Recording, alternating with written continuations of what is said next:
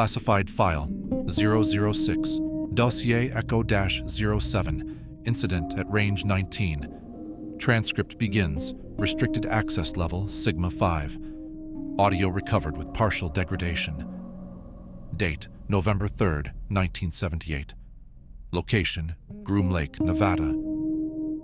Narrator male, calm, clinical.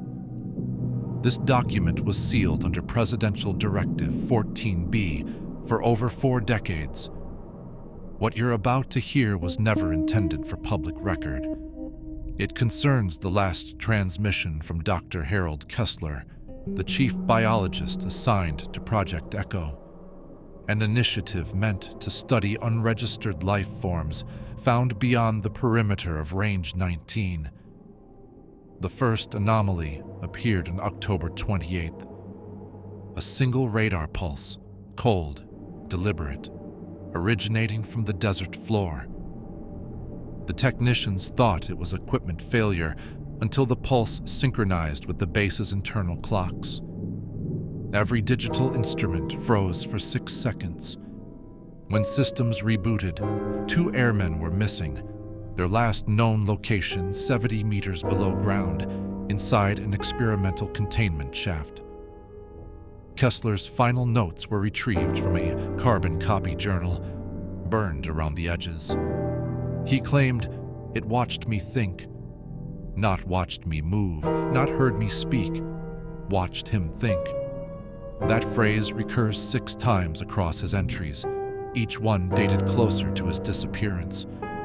Investigators entering the sub-level described seeing condensation forming patterns along the walls. Geometric, almost linguistic. They looked like printed characters repeating, circles nested inside triangles. The pattern pulsed with biological rhythm, like something breathing through stone. Every attempt to photograph it resulted in film fogging with static spider veins across the negatives. Thermal scans later showed the space had dropped 15 degrees, though no ventilation failure was recorded. Those inside the lab reported mild euphoria, followed by a sudden nosebleed, hallmarks of transient hypoxia. But blood samples later revealed microfractures in cell membranes consistent with microwave resonance exposure. At 2:13 a.m., perimeter cameras caught Kessler walking barefoot across the compound, motion deliberate but smooth, his eyes reflecting infrared light without pupil dilation. He stopped at the fence, turned toward the west, and whispered, barely audible on tape, "It's not above, it's under us." Forensic excavation 48 hours later uncovered an unregistered tunnel hollowed directly beneath Lab 4B. The material lining the walls wasn't rock or metal. It was organic compound, keratin and chitin, woven like muscle fiber. It extended for miles, direction indeterminate. Probing drones failed after 39 meters, their circuits cooked to ash.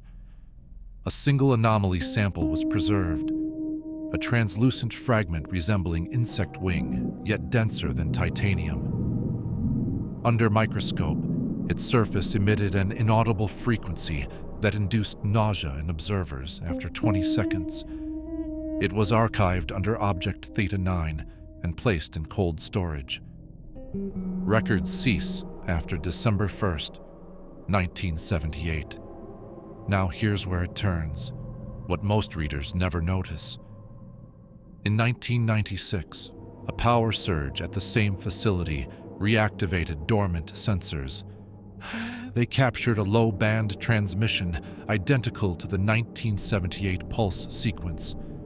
But this time, it originated under multiple domestic residences within Nevada's suburban grid, precisely matching the coordinates of everyone who once worked in Project Echo. Families reported identical symptoms: sleep paralysis, hallucinations of thin-armed silhouettes standing behind mirrors, and voices describing impossible geometry. No physical break-ins, no forced entry, just an electromagnetic residue etched inside glass, spiraling toward the reflection's center.